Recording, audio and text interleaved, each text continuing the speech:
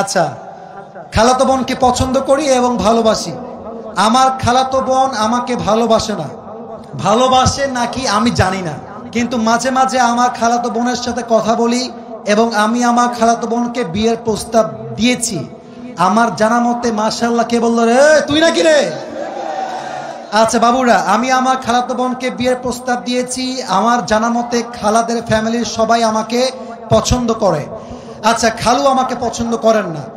আমি আমার বাড়ি থেকে প্রস্তাব দিয়েছি, তারা বলছে আমার খালাতো বোন তাকে মাওলানা পাস করে, বাবারে বাবা, মাওলানা পাস করিয়ে বিয়ে দিবে, কনফার্ম জান্নাতি। মাশাআল্লাহ, আমি তো চাচ্ছিলাম এখনই বিয়ে করি। আমার জানা মতে আমার খালাতো বোন রাজি। এখন মূল কথা হচ্ছে সে কি করবে, এই হচ্ছে তার মূল প্রশ্ন।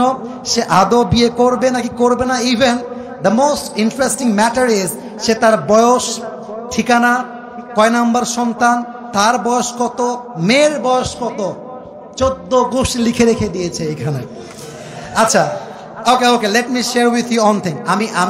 আমি কোনো বিরক্তিকর কথা আপনাদেরকে বলতে চাই না। দেখেন, 1.5 ঘন্টা এতগুলো হাদিস বললাম, এত ঘটনা বললাম, আয়াত বললাম, তাওয়াক্কুল বললাম। দেখবেন, মাইন্ড করবেন না, এগুলো বেশি একটা ভাইরাল হবে না। এই যে প্রশ্ন পড়লাম, এইটাই কালকে কয়েক কোটি মানুষ দেখে ফেলবে। তার মানে বাঙালি ভালো জিনিস খায় না, যত আউল ফাউল সব বাঙালিরা খায়, ঠিক কিনা বলে? তবে যেহেতু সে প্রশ্ন করেছে, উত্তর দিচ্ছি। প্রথম কথা হচ্ছে, বিয়ের বয়স হয়েছে, বাপ মাকে বুঝাবা প্লিজ, মুঝে শাদি করনা है। ভালো ভালো বলছি, বিয়ে দিয়ে দাও। নয়তো যদি না মানো, যদি আমি দেখি আমার চরিত্র নষ্ট হচ্ছে দিন দিন, আমি সবাইকে বলবো বিয়ের জন্য যদি বাপ মা রাজি না হয়, নিজে বিয়ে করবা, পরে গিয়ে বাপ মাকে বলবা বিয়ে করে ফেলেছি, যা করতে চাও করো, আই ডোন্ট কেয়ার।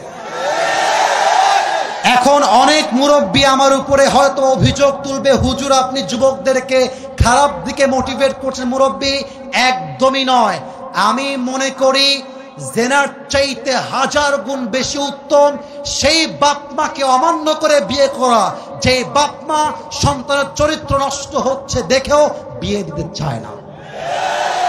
তুমি আমার বাপ, তুমি আমার মা, তুমি দেখতেছো দিন দিন আমি মেয়েদের নেশায় আসক্ত হচ্ছি, আমি পার্কে যাচ্ছি, আমি প্রেম করতেছি, মেসেঞ্জারে, হোয়াটসঅ্যাপে, হোয়াট এভার ইট ইজ, আমি নষ্ট হচ্ছি।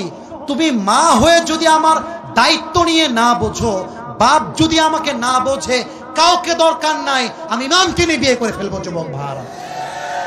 এটা বাধ্য হয়ে বললাম। কেন বললাম? আজকালকার সমাজে প্রেম করা সহজ, বিয়ে করা কঠিন হয়ে গেছে।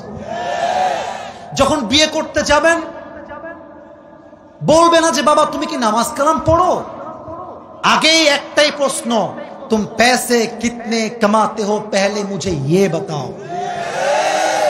একজন যুবক কামাই করে 15,000 টাকা, তাগড়া যুবক, আব্বা বলে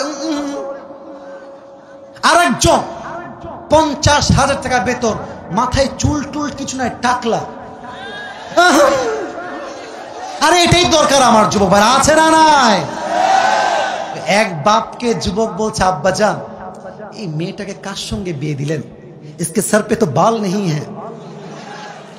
तो अब्बा बोलছে बेटा सर पे बाल नहीं है तो क्या हुआ, जेब में माल तो है ना। তার মানে কিছু বাপের কাছে মেয়ের জামাই হিসেবে চরিত্রবান জামাই নয়, টাকাওয়ালা জামাই তাদের জন্য বেস্ট অপশন হয়ে গিয়েছে, ঠিক না বলেন? তো যুবকের জন্য প্রথম কথা, বাবা আগে বাবা মাকে বোঝাও, আব্বা আম্মার দোয়ার মধ্যেই রয়েছে আসল বরকত।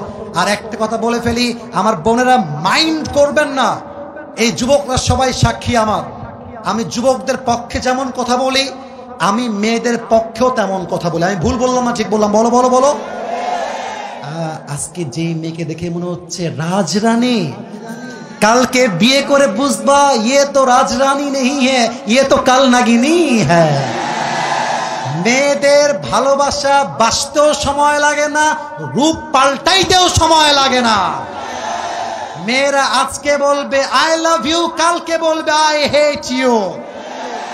ইভেন আজকালকার মেয়েদের কাছে ভালোবাসার চাইতে অনেস্টির চাইতে, চরিত্রের চাইতে বেটার অপশন মেয়েদের কাছে বেশি দামি হয়ে গিয়েছে।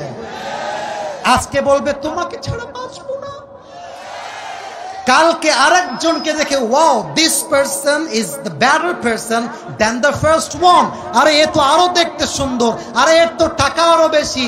প্রথম জনকে বলবে জান আমার না বাড়িতে কেউ মানছে না গো। এটার নাম হচ্ছে উপরে সদর ঘা, উপরে ফিটফাট ভেতরে সদর ঘা। অতএব বাবু যাকে বিয়ে করছো একটু ভেবে চিন্তে করো। আজকালকার মেয়েরা বোরকা পরলে কিন্তু দিনদার হয়ে যায় না। যত পার্কে মেয়েরা প্রেম করে বেড়ায় তার 80% মেয়েরা বোরকাওয়ালিরাই প্রেম করে বেড়ায়। 3 নাম্বার কথা বলে শেষ করতে চাই, যেই মেয়ে তোমাকে রাগ করেছেন আপনারা? আচ্ছা আমি কি বানায় ভুল কোন কথা বলেছি প্রিয় ভাইরা? আচ্ছা আমার দিকে একটু তাকায় বলবেন এটা আমার মুখে কি? ডানে আওয়াজ বামে আওয়াজ নেই, এটার নাম কি? দাড়িতে আমাকে অসুন্দর লাগতেছে, আনস্মার্ট লাগতেছে, খ্যাত লাগতেছে। অনেক মেয়ে বলে দাড়িওয়ালা নাকি খ্যাত। আমি একটা কথা বলেই ফেলছি, যাদের দাড়িওয়ালা পছন্দ না এই সমস্ত মেয়েদের জন্য বিটিএস এর হিজরা ছাড়া পারফেক্ট অপশন আমার কাছে না। আরে যেই মেয়ে আমাকে দাড়ির জন্য বিয়ে করতে চাইবে না, সোজা কথা বুকের দাপট নিয়ে বলবো সে আমার বাড়ির বউ হোক, যোগ্যতাই তো রাখে না রাজবাড়ির। যে আমাকে নবীর সুন্নাহ দেখে বিয়ে করবে, welcome in my life, I will be with you forever, I will be there for you no matter what. তুমি আমাকে নবীর জন্য ভালোবাসবা, আল্লাহর জন্য ভালোবাসবা, অ্যাকসেপ্টেড। তুমি আমাকে টাকার জন্য ভালোবাসবা, তোমার মতো মেয়েকে আমি 2 পয়সা পরোয়া করি না যুবক। আল্লাহ প্রত্যেকটা মেয়েকে দিনদার যুবককে বিয়ে করার তৌফিক দান করুক, বলেন সবাই আমিন। আল্লাহ প্রত্যেকটা যুবককে দিনদার খাদিজার মতো মেয়ে পাওয়ার তৌফিক দান করুক, বলেন সবাই আমিন।